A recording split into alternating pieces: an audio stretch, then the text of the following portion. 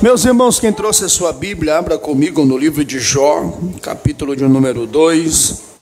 Nós vamos ler a partir do versículo de número 11. Nós estamos numa série de mensagens falando sobre as 7 vozes do livro de Jó, não é isso?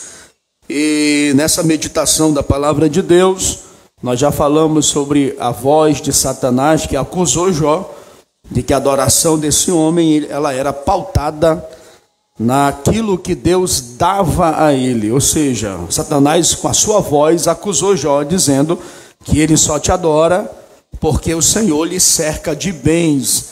E essa voz ela continua ecoando nos nossos dias, acusando a nossa adoração de que ela é uma adoração interesseira, não é isso? A segunda voz que nós falamos ao domingo passado, nós falamos sobre a voz da mulher de Jó, a voz do desespero. Amaldiçoa esse teu Deus e morre. É a voz humana, a voz que se desespera diante das adversidades da vida. E hoje nós vamos estar abordando, queridos, falando sobre a terceira voz, tá? Jó capítulo de número 2, estava bom meu retorno, mexeu, ficou pior. Jó capítulo 2, versículo de número 11, quem encontrou, diga amém. Você que está sem Bíblia, joga aqui na tela o texto para a gente acompanhar, os irmãos acompanhar, tá bom? Vamos lá, diz assim a palavra de Deus: ouvindo, pois, os 3 amigos de Jó, todo este mal que tinha vindo sobre ele, vieram cada um do seu lugar, Elifaz, o Temanita, e Bildade, o Suíta, e Zofar, o Naamatita, e combinaram condoer-se dele para o consolarem. E levantando de longe os seus olhos, não o conheceram, e levantaram a sua voz e choraram, e rasgaram cada um o seu manto, e sobre as suas cabeças lançaram pó ao ar.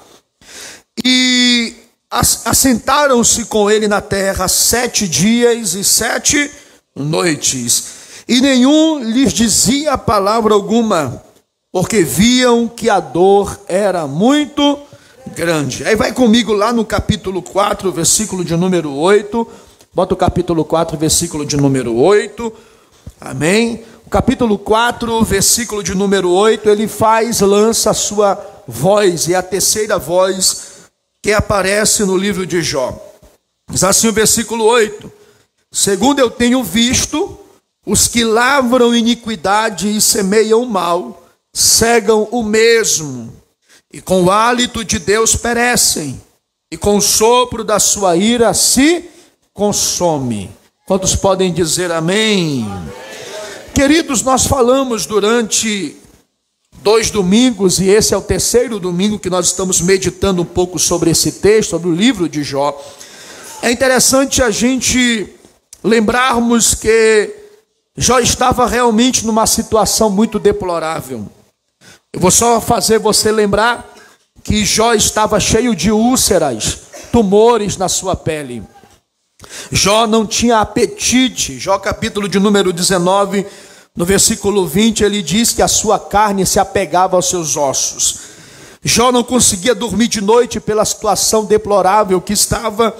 E ele diz no capítulo 7, versículo 4, que ele se deitava e logo se levantava e não conseguia dormir, porque a noite para ele era muito longa. E ele estava cansado de se revolver-se na cama. Além do mais, Jó sentia dores nos ossos. Jó capítulo 30, versículo 17. E no capítulo 7, versículo 13, Jó disse que quando ele conseguia pegar-se no sono, ele acordava com pesadelos à noite. Além do mais, Jó perdeu toda a sua riqueza. Foi roubada todo o seu rebanho. Jó teve também a perda dos seus filhos. Jó teve que enterrar 10 filhos. Então Jó lhe sente uma situação tão complicada, tão difícil. De quê? De perder tudo aquilo que ele tinha construído durante anos. De perder os seus 10 filhos. De estar fisicamente debilitado com uma enfermidade, a qual ele não entendia de onde essa enfermidade tinha vindo. Cheio de chagas, doente, abandonado. E além do mais, ele diz que um caco de telha aliviava a sua pele. E ele sentava-se no chão, jogado às cinzas. Um homem que era rico, temente, reto, que se desviava do mal. Agora esse homem está jogado às cinzas, numa situação mais difícil que alguém poderia estar. Quando a gente olha para esse texto, Jó ouve a segunda voz do livro, que é a voz de sua esposa, dizendo: amaldiçoa esse teu Deus e morre. Ou seja, além de Jó perder sua riqueza, além de Jó perder sua saúde, e além de Jó enterrar os seus 10 filhos, o apoio da sua esposa veio de uma maneira complicada, dizendo-lhe: amaldiçoa, estou com pena de você, dá um fim nessa situação, amaldiçoa teu Deus e acaba com essa vida. É a voz do desespero humano. Só que além disso, Jó também vai enfrentar aqui 3 amigos que vai ao seu encontro no momento de sua dor. O que é interessante é que a Bíblia diz que Elifaz, Bildade e Zofar chegam diante de Jó. E a Bíblia diz que eles, ao olhar para Jó, não o reconheceram. A situação de Jó era tão complicada e tão difícil, que ao se encontrar com o seu amigo Jó, esses amigos de Jó passaram 7 dias e 7 noites chorando pela situação de Jó, porque outrora eles haviam contemplado Jó na prosperidade, a família de Jó festejando, seus filhos festejando debaixo de uma cobertura, e agora aquele homem que antes tinha uma vida bastarda, rica e poderosa, agora na cinza, com um caco de telha, abandonado até mesmo pela sua esposa, porque ele diz que até o hálito dele era repugnante à sua mulher. E esses amigos de Jó chegam e choram durante 7 dias e 7 noites. Eles não conseguem falar nada, eles não abrem os lábios durante 7 dias. Que situação difícil era essa? Que situação complicada era essa que estava na vida de Jó? E sabe o que nós aprendemos com os amigos de Jó? É que às vezes a maior demonstração de amor é simplesmente a presença nos momentos difíceis. Os amigos de Jó estavam ali calados, sem dizer nada, durante 7 dias. Mas uma prova de amor tão grande é alguém está presente no momento de adversidade. Nós precisamos de amigos que nos venham ao encontro no período de adversidade e angústia. Todos nós jamais poderemos dizer que não precisamos de ninguém. É muito importante no momento de dor e de adversidade termos alguém que vai chegar e dizer: eu estou aqui para te ajudar. É muito importante no momento de adversidade alguém se aproximar e dizer: conta comigo, eu estou aqui para estender as minhas mãos. Todos nós, em momento de crise, precisamos dessa maior demonstração de amor, a presença de alguém no tempo das lágrimas, do abandono e da dor. Todos nós precisaríamos orar e dizer ao Senhor: manda-nos amigos que estejam conosco, não quando a picanha está estralando em cima da churrasqueira, não quando o tambaqui sem espinha está na mesa, mas amigos que vão ao nosso encontro, irão ao nosso encontro, quando todo mundo virar as costas, quando todo mundo sentir nojo, quando todo mundo não estiver mais presente. Eu oro para que Deus levante amigos verdadeiros. Olha para esse irmão do teu lado, diga assim: precisamos de amigos. Fala para alguém: eu preciso de amigos que vão estar lá. Quem sabe não vai ter dinheiro, mas a presença vale mais do que dinheiro. Quem sabe esse alguém não vai ter ali nada para falar, mas a presença em oração, dizendo: eu estou aqui, eu vou te ajudar, eu estou sentindo dores por você. Precisamos de amigos. Como diz Provérbios 17:17, ama o amigo, e na angústia nasce um irmão. Precisamos de amigo. É interessante que os amigos de Jó passaram 7 dias em silêncio, ensinando que a presença ou estar ali vale mais do que qualquer tipo de discurso que alguém poderia nos fazer. Às vezes nós não precisamos de discurso, nós precisamos de alguém que esteja do nosso lado no tempo da adversidade.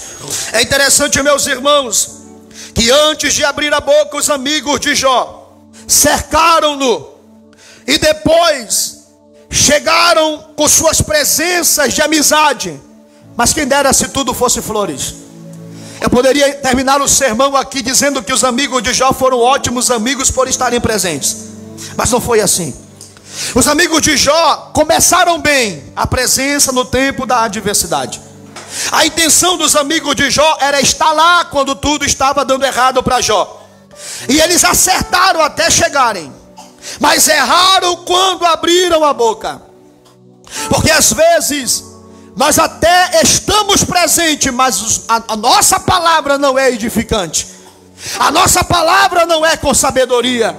A presença física estava lá, mas eles erraram ao abrir a boca para falar.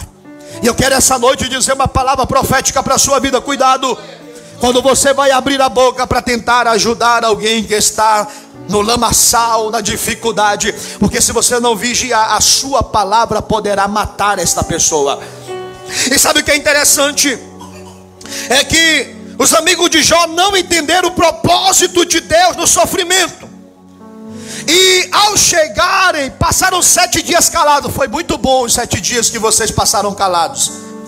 Mas quando eles começaram a abrir a boca, eles começaram a acusar Jó.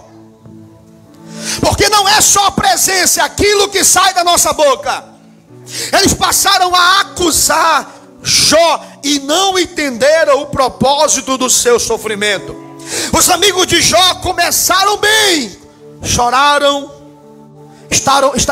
eles estiveram presentes, eles respeitaram por 7 dias a dor de Jó, mas falharam quando começaram a trocar a compaixão pela crítica. Nós não precisamos de muitos críticos. Às vezes no tempo da dor, a última coisa que precisamos é de alguém que aponte o dedo na nossa cara. E é interessante que nós estamos em uma geração de críticos, de pessoas que quando veem a dor dos outros não se compadecem e querem ser juízes da vida alheia. Os amigos de Jó começaram bem, e há momentos em que a melhor pregação, o melhor conselho não é uma palavra, mas o ombro que a gente dá para alguém chorar. O ombro vale mais do que 1000 palavras. Vem comigo nessa terceira voz. A terceira voz de Jó, a terceira voz do livro de Jó, ela traz uma grande lição. Eles choraram com Jó, eles sentaram em silêncio. Ou seja, aquele que caminha com o irmão na dor, mesmo sem ter as respostas, é importante estar lá. Eles estiveram em silêncio, e o silêncio pode ser um ministério poderoso. Às vezes falar não é a melhor opção. O silêncio torna-se uma chamada poderosa. Eu estou aqui, e eu não vim aqui apontar o dedo para você. Eu não vim aqui na sua casa dizer que o demônio entrou aqui, mas eu vim aqui dizer: eu estou aqui no tempo de dor. Deus vai te levantar como alguém que estará presente na vida de outras pessoas. Olha aqui para mim, eu aprendo com as vozes dos amigos de Jó. Cuidado com os julgamentos precipitados, porque nós estamos cheios de profetas, entre aspas, que não pode ver uma prova acontecendo na vida de alguém que já veio. Eu vejo pecado nessa casa. Sangue de Jesus, o cabra já está quebrado. Aí o cara vem dizendo: é o demônio que entrou aqui, eu vi o chifrudo aqui. Ô irmão, já viram gente assim? Que a porta não pode fechar e já entra trazendo palavras negativas. E é interessante que essa gente é tão religiosa. Aprenda o princípio: religião sem compaixão é crueldade. O ápice da religião verdadeira é compaixão. e nós estamos cheios de pessoas que não sentem mais compaixão pelas dores dos outros. Não porque eu sou profeta, porque eu sou crente, porque eu busco a Deus. Eu e Deus assim, a gente fala cara a cara, eu sou o cara. E não tem sensibilidade de se comover com as dores dos outros. Os amigos de Jó ensinam que a dor vai revelar quem são os seus verdadeiros amigos. A dor vai revelar dois tipos de pessoas: aquelas que lhe amam de verdade e aquelas que só estão do seu lado pelo aquilo que você tem. Existe gente que só te ama quando tudo está dando certo. O dia que as coisas começarem a dar errado, eles virarão as costas para você.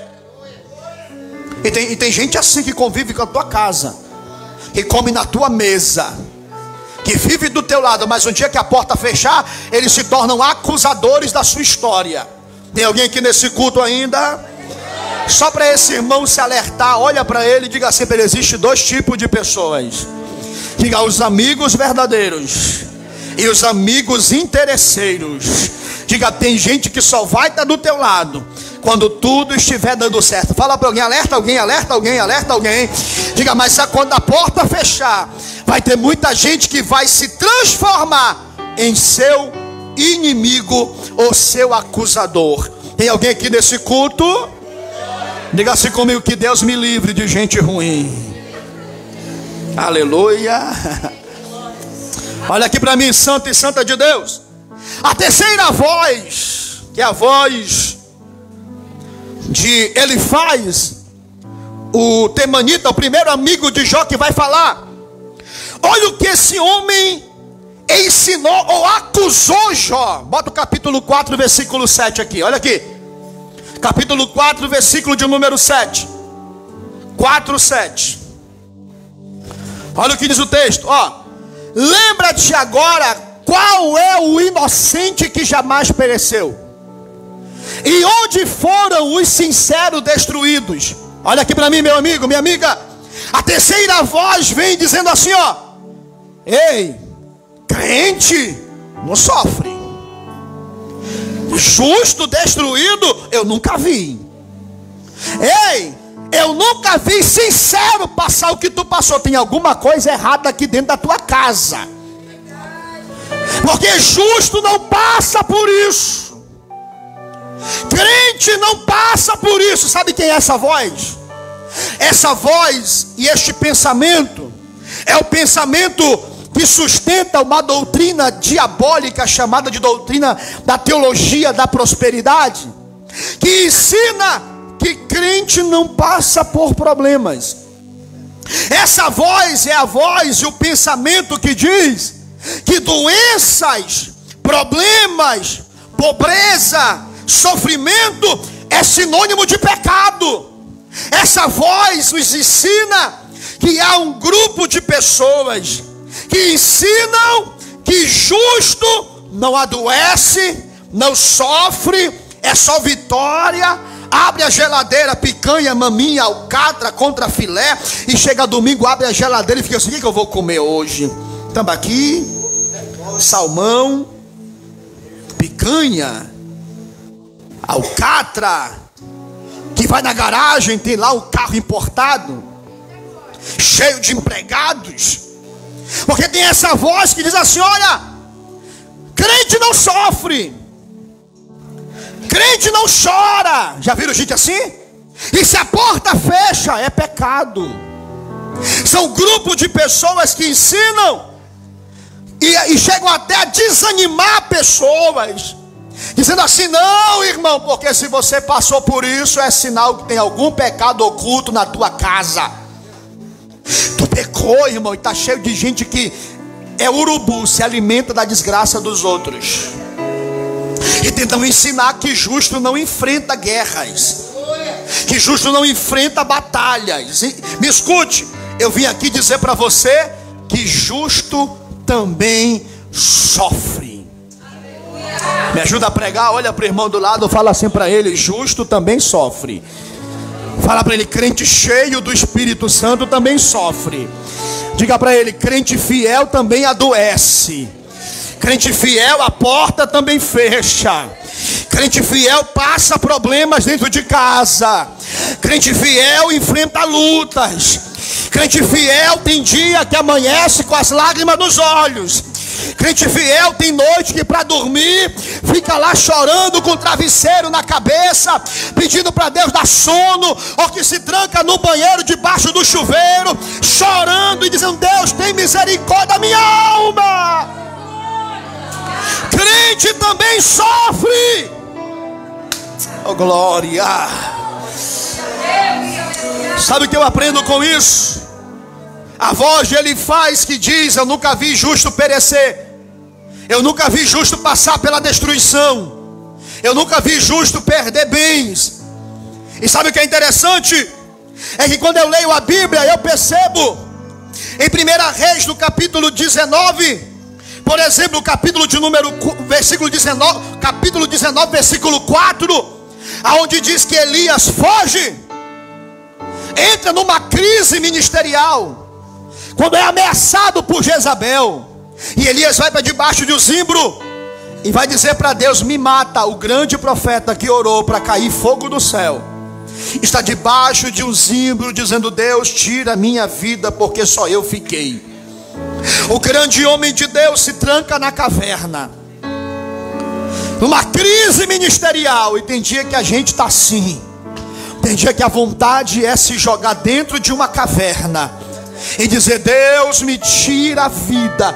E graças a Deus que Deus não responde oração no desespero, porque eu fico pensando em Deus: Senhor, me mata. E Deus fala: eu te entendo, você está passando um grande deserto, eu não vou te matar, porque eu ainda tenho propósito na sua vida na terra. Tem alguém aqui nesse culto ainda? Quando eu olho para a Bíblia, eu também vejo Paulo sofrendo. E que sofrimento! Em Filipenses capítulo 4, a partir do versículo 11, Paulo diz assim: ó, eu sei o que é passar necessidade, eu já aprendi a contentar-me em todas as circunstâncias, eu sei passar fome, eu já sofri frio, eu já tive fartura, já passei escassez. Posso todas as coisas naquele que me fortalece. Levanta a mão direita para cima e diga assim comigo: eu posso todas as coisas naquele que me fortalece. Eu posso o que, pastor? Enfrentar o vale, mas eu vou passar por ele. Enfrentar a escassez, mas eu vou chegar do outro lado. Enfrentar as lutas, mas eu permanecerei de pé, porque crente também sofre. Eu sei o que é isso. Eu sei o que é ter dias onde a gente acorda acompanhado de pessoas, mas sozinho dentro de um vale. E é interessante quando a voz de Elifaz vem dizendo assim: justo não sofre não, meu irmão.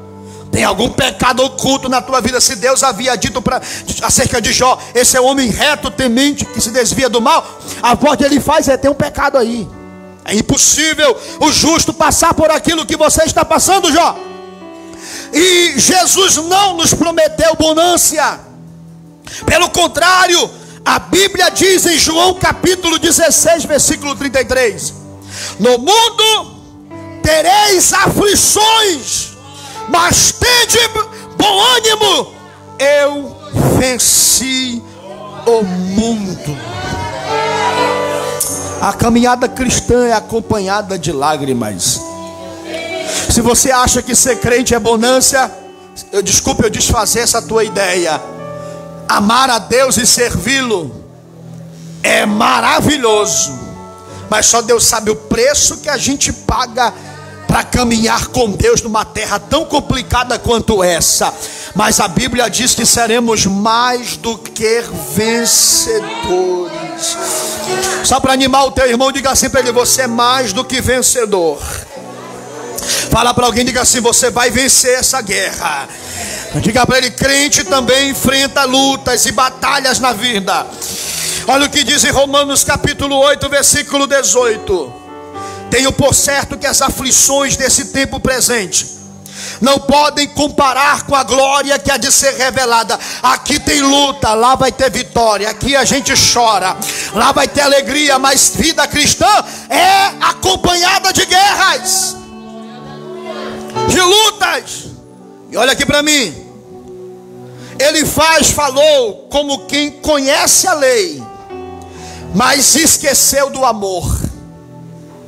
Porque Elifaz não ama Jó em respeitá-lo no tempo de sua dor. Tudo que Jó precisaria era de uma palavra dessa. Você está em pecado, Jó. Justo não sofre desse jeito. Você está com algum pecado oculto na tua alma. A voz de Elifaz, ela soa, parece piedosa, mas ela está carregada de acusações. E tem gente que é especialista em acusar. Elifaz confundiu justiça com julgamento, teologia com insensibilidade. E está cheio de gente teólogo insensível, que não se comove com a dor dos outros, que chega achando que é o dono da razão, entra dizendo muitas palavras acusativas e não entende que às vezes o ser humano não precisa de um teólogo que acusa, mas de um amigo que diga assim, ó: eu estou aqui, vou orar por você. A voz de Elifaz é uma voz suave, mas enganosa. Elifaz feriu o coração que já estava em tralhas. O coração de Jó já estava moído. Ele não respeita isso. Ele vem com uma acusação, ferindo o coração que estava em ruínas. E Deus não te fez um assassino de corações feridos. Deus nos chama para ser cura e bálsamo aonde há corações doloridos. E eu quero, com o bálsamo do Espírito Santo, dizer para você: essa luta não é o diabo, não é o demônio.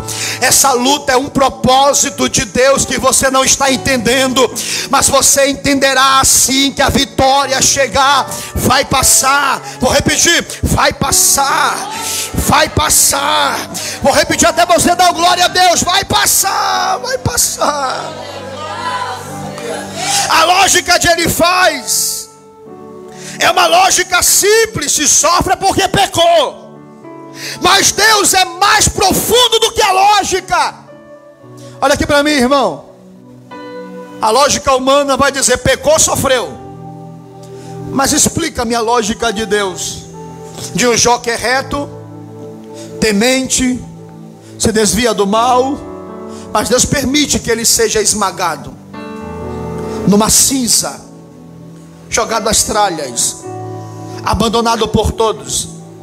Me explica o porquê que tem crente no SECOM, teólogo, bonzão, doutor do conhecimento. Explica-me porque há homens de Deus na UTI do 28 de agosto. Explica-me o porquê que a gente tenta e às vezes a porta se fecha. Explique-me. Me explique essa mulher que ora pelo marido e que até hoje não se converte. Explica-me essa mãe que está orando pelo filho e os filhos cada vez mais afundando nas drogas. E se levanta de madrugada, marcha, pula, sapateia e diz: Deus salva, e às vezes Deus não responde. Explica-me aí, teólogo, por que Deus permite a gente falir, quebrar, paralisar, receber acusações. Nem sempre é pecado, é um propósito que está acima da minha mentalidade. Eu não entendo, mas eu me curvo à vontade de Deus. Eu não entendo agora, mas amanhã eu vou entender, eu vou entender, eu vou entender.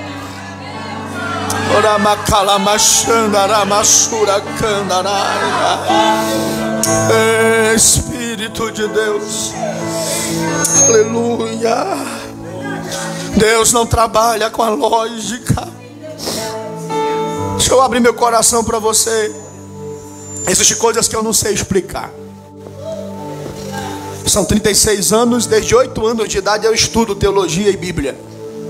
Mas tem coisas que eu não sei te explicar.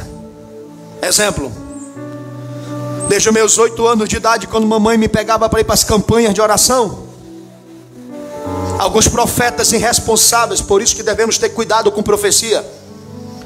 Mamãe ia para as campanhas e Deus usava vários profetas. Eis que eu vou salvar aquele homem que é meu pai. Ele vai fazer a obra de Deus de mão dada contigo, mulher. Eu me criei nesse caminho, cercado por essas pessoas.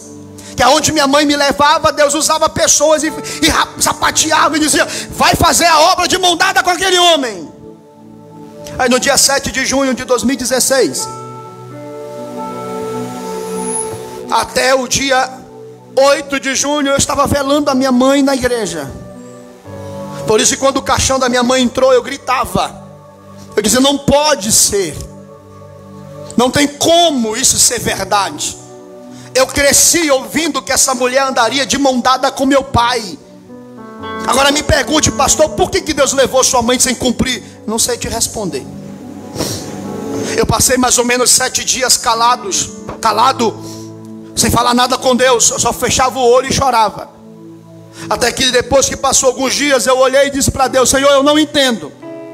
E se o Senhor perguntar para mim se eu aceito, não aceito. Mas eu me curvo à tua vontade, eu não entendo agora. Mas o dia que eu chegar na eternidade, eu vou entender algo que eu nunca consegui entender. Porque Deus não trabalha com a lógica humana. Às vezes Deus nos pega e nos permite passar pelo vale da sombra da morte. Deus às vezes nos pega e permite a gente andar no mais fundo do abismo. E por que Deus deixa? Eu não sei te falar. Mas uma coisa eu sei: há um propósito acima da lógica humana. Olha para esse irmão e diga assim para ele: há um propósito. Você não está entendendo, fala para ele: mas há um propósito. Diga: hoje você não entende, mas há um propósito de Deus nessa guerra, nessa batalha.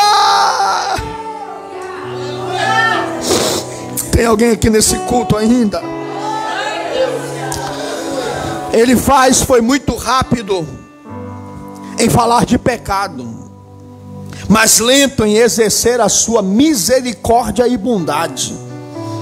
Ele olhou para a dor de Jó e viu castigo, mas Deus olhou para o sofrimento de Jó e viu propósito. Isso aqui é diferente. Agora, sabe o que é interessante? Que há pessoas que nos acusarão sem entender os propósitos de Deus. Quem criticou Jó não entendia de propósito de Deus. Quem acusou Jó não entendia de propósito de Deus. Sabe por quê, meus irmãos? Olha aqui para mim. Aprenda um princípio. Eu estou aqui abrindo os teus olhos. Nem todo sofrimento é castigo. Tem alguém aqui nesse culto ainda? Vou repetir: nem todo sofrimento é castigo. É porque Deus está pesando a mão. Larga de besteira. Jó era íntegro, reto e temente a Deus. Jó capítulo 1, versículo 1. E mesmo assim Jó sofreu. Então para de ficar dizendo que sofrimento é castigo. Nem toda dor é resultado de erro. Às vezes é ferramenta de Deus para crescimento e revelação. Então olha para esse irmão e diga para ele assim: nem todo sofrimento é castigo. Diga: às vezes é propósito de Deus para te fazer crescer e amadurecer. Posso ouvir glória a Deus nessa igreja? Segunda coisa, aprenda esse outro princípio. Aprenda a discernir ou diferenciar a voz da religiosidade. Porque tem gente que é religioso e fica medindo a sua vida pelas religiosidades dentro da sua cabeça. Ele usou a voz da religião, mas seu coração não discernia os céus. Nem todo conselho espiritual é de Deus, meu amigo. Nem toda palavra é de Deus. Nem todo mundo que vem sapateando no mistério. Off the king, the Paul, né? Nem todo mundo que vem desse jeito é Deus que está falando. Às vezes é um religioso que vê na tua dor uma possibilidade de dizer: está vendo, eu sou profeta. É nada. Às vezes essa voz não é de Deus. Deus às vezes fala no silêncio da dor. Olha aqui para mim. Não aceite acusação de gente como ele faz, que não entende que você está no centro da vontade de Deus. Não ouça, não aceite. Eu sou um camarada, quando esses camaradas vêm: ei, sei o quê? Eu te avisei que a mão de Deus ia pesar. Entra aqui, ó, sai aqui. Porque quem está no centro da vontade de Deus não vive pela opinião dos outros. Quem está no centro da vontade de Deus entende que Deus está no controle de todas as coisas. Quarto, fique firme no seu relacionamento com Deus. Mesmo incompreensível, ou mesmo incompreendido, ande com Deus, e isso é que importa. Vão te acusar, vão dizer isso, vão dizer aquilo, e eu aprendi na minha vida que existe 3 coisas a teu respeito. Quantas? Quantas? Primeiro, quem os outros acham que você é. É a primeira coisa. Existe gente que tem opinião própria acerca de você. Não gosto do pastor Janderson, ele é metido, nunca me conheceu. Eu não vou com a cara do pastor, graças a Deus, porque eu fico com a minha cara, tu fica com a tua. Eu não suporto o pastor Janderson. Não sei que céu você vai, porque o céu que eu vou, tu vai ter que me aturar até os dias da eternidade. A não ser que você vá para outro lugar, e lá você não vai me ver. Tem gente que nunca te conheceu, nunca tomou café com você, mas não gosta da tua cara. Não gosta do jeito que você prega, não gosta do jeito que você se veste, e te julga, metido, nem te conhece. Sabe nem os vales que você passou. Segundo, primeiro, existe aquilo que as pessoas acham de você. Segundo, existe aquilo que você sabe quem você é. Isso é que importa. Eu sei quem eu sou. Eu sei quem eu sou. Alguém está comigo aqui nesse culto? Eu sei quem você é. Eu sei quem eu sou. Eu sei que eu ando com Deus. Pode dizer que eu estou em pecado, mas eu conheço Deus. Eu sei do meu coração. Eu conheço a minha realidade. E terceiro, aquilo que Deus sabe que você é. Isso é que importa. Fique com as 2 últimas. Vamos repetir? Diga assim comigo: aquilo que as pessoas acham que eu sou. Isso aqui, ó. Aquilo que eu sei quem eu sou. E terceiro, aquilo que Deus sabe que eu sou. Se Deus me conhece, eu vou baixando, vou para frente, eu vou caminhando, vou avançando. Eu ando com Deus, eu conheço quem é Deus, Ele me conhece. Quinto, como vencer essa voz? Espere em Deus, Ele é o teu justificador. Não, vou repetir. Espera em Deus, Ele é quem me justifica. É pecado. Eu conheço Deus, Ele me conhece, eu espero nele, Ele tem a última palavra. Ele me conhece, eu espero nele. Descansa em Deus, Ele é o teu justificador. Olha para o irmão do lado, diga assim para ele: não revida. Diga: não vai para o braço. Não jogue em direta. Diga: olhe para Deus. Ele é teu justificador. Ele te conhece. Ele sabe quem você é. É com Ele que você tem compromisso. Anda com Ele. Aleluia. Oh glória, oh glória. Tem alguém aqui nesse culto? Tem alguém aqui nesse culto? Olha aqui para mim. Qual foi a reação de Jó diante de Elifaz? Primeiro, Jó se entristece. Quem não ficaria triste numa situação dessa, irmão?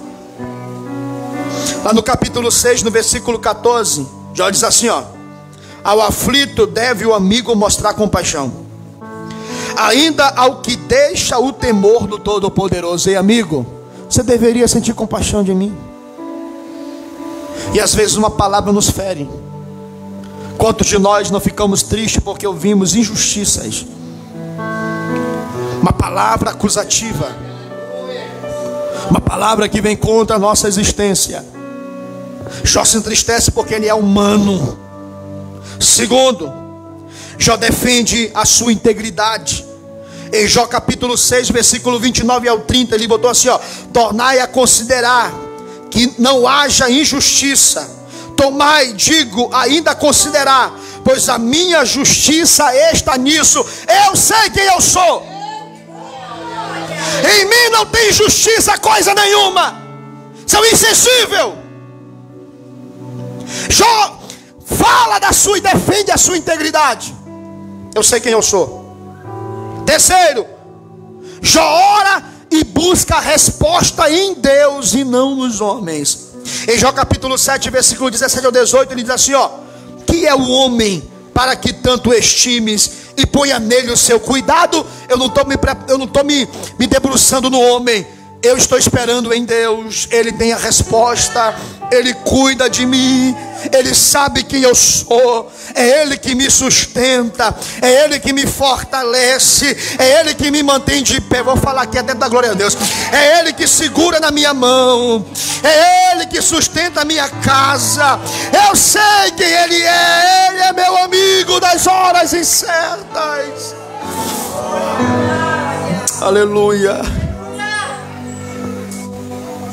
Quarto, Jó reconhece a sua dor, mas rejeita o falso consolo. Capítulo 6, versículo 25, ele fala assim, quão fortes são as palavras de retidão, mas que repreende a vossa repreensão, ou seja, que Deus te repreende. Está muito bonitinho esse teu discurso.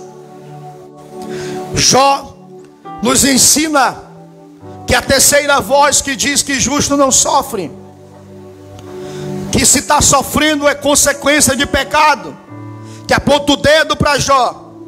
Jó termina confiando naquele que lhe conhece. Ele questiona a sua existência, mas não questiona Deus. Ele está numa situação difícil, mas ele vai lidar com a voz de Elifaz, nos ensinando que às vezes as pessoas não vão entender o nosso sofrimento. Todavia, entretanto, há um propósito para todo acontecimento debaixo dos céus. E eu posso não entender hoje, mas um dia eu entenderei. Deus está no controle. Quem está aqui nesse culto? Quem está aqui nesse culto? Pega na mão de alguém, diga: Deus está no controle. Diga: Deus está cuidando de tudo. Fala para alguém, diga assim: você pode não entender, mas Deus está no controle. Não ouve a voz dos insensíveis, não ouça a voz de quem não conhece a tua história. Olha para Deus, anda com Ele, permanece firme. Vai passar, a luta vai terminar, vai terminar. Fica de pé comigo, fica de pé comigo, fica de pé comigo. Aleluia.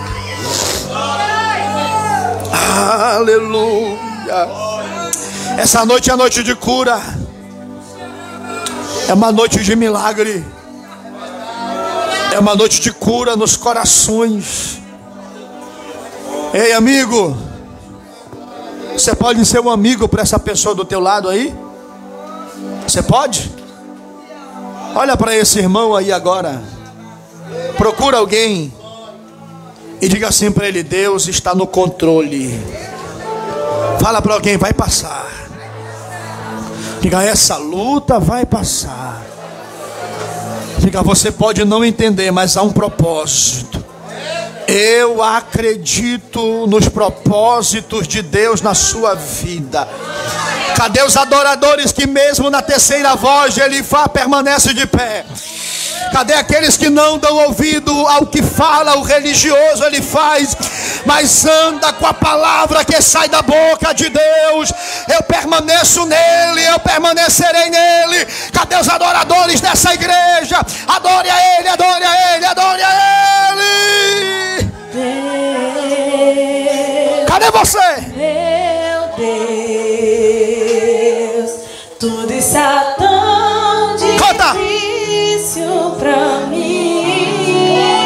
Só Deus sabe as dores.